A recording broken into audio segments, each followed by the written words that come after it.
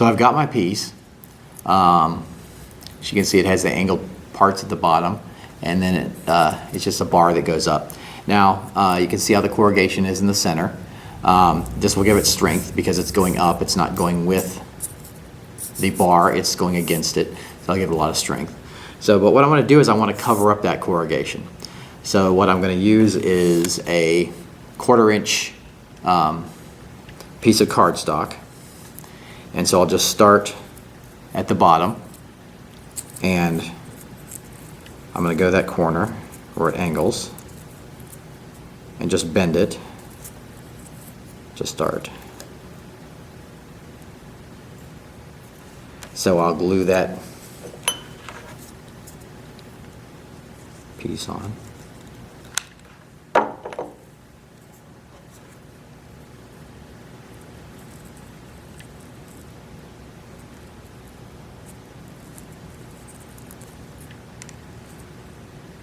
So now I'm just going to do this the whole way around. So once that sets, let's bend it out. And I'll glue the long piece.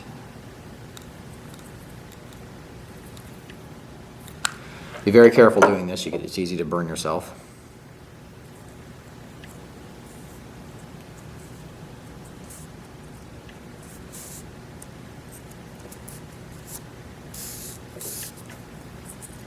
So there we go. We got one side done already. So now I will bend it at the top.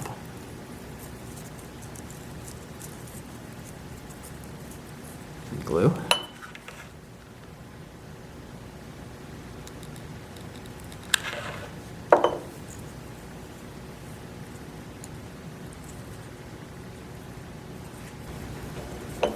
I'll finish up.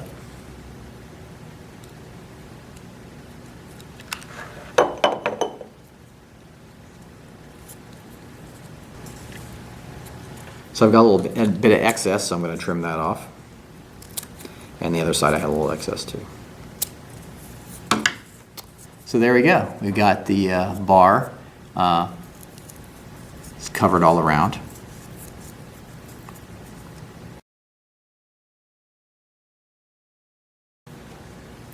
It's kind of plain, so I'm going to add a little more interest to it. I'm going to take the 1/2 inch stock, cardstock that I used, and I'm just going to put it on the bar here and measure to the edge. Just trim that. I'm going to glue it.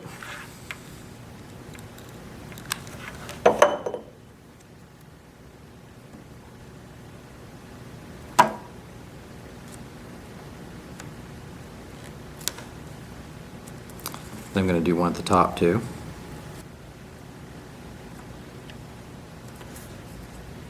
So there we go. That just adds a little more interest to the bar. Some banding there.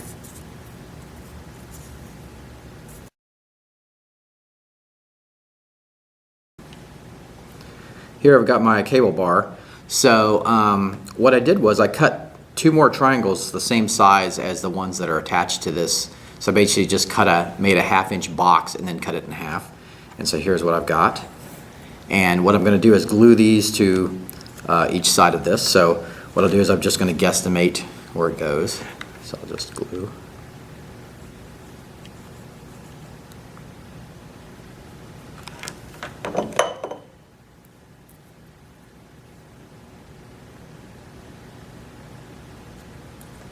Just kind of stand it up to make sure that it's okay. Yeah. I'll glue the other side.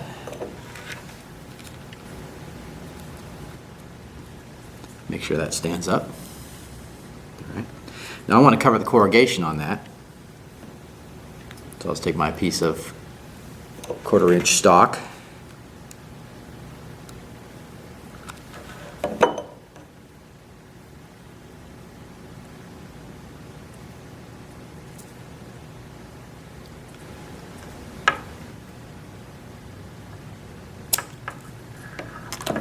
So now there I've got my bar with the struts on the bottom. Oops. And there we go.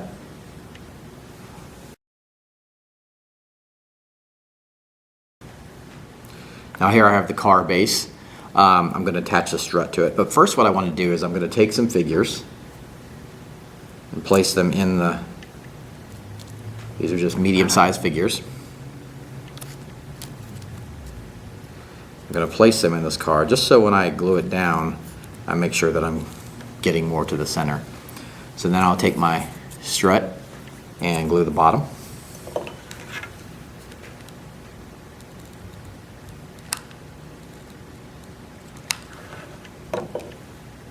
And I will find the center there.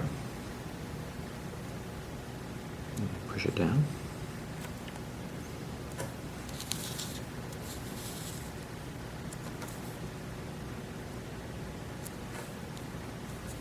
So there we go.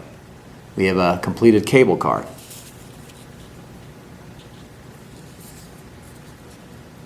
So what I'll do now is I will paint this, I'll base paint this black, and then we'll come back and detail it.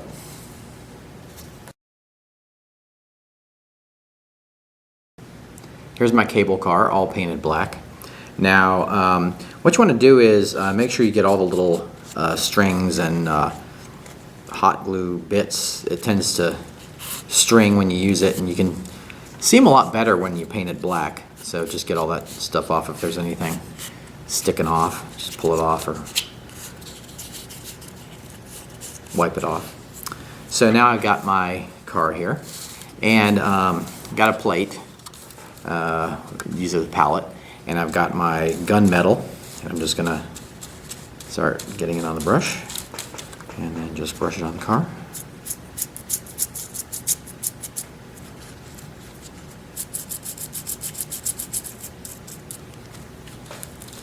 And you don't want to hit it too heavy, because if you do it lightly, it'll kind of keep the detail. It'll give some black areas, especially in the crevices.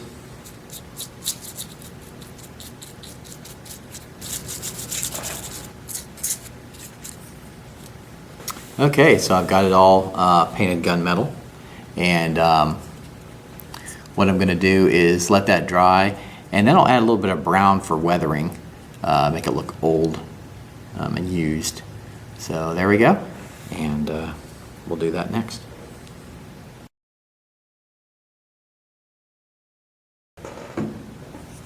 Okay, now I'm going to use a wet brush, not a sopping wet, but it's damp. So I'm going to get a little bit of black first, and I'm just going to kind of just a little bit of distressing on there.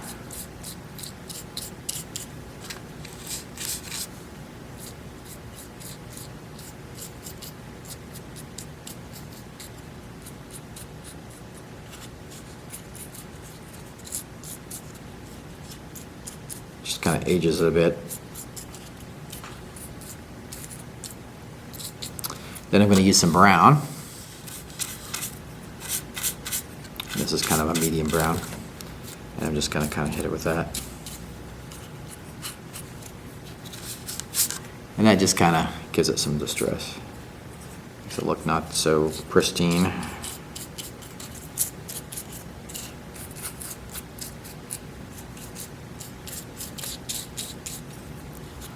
So there we go. Our cable car is now ready for play, and what I'm going to do is show you how I'm going to use this in the scenario, and we'll move right to that.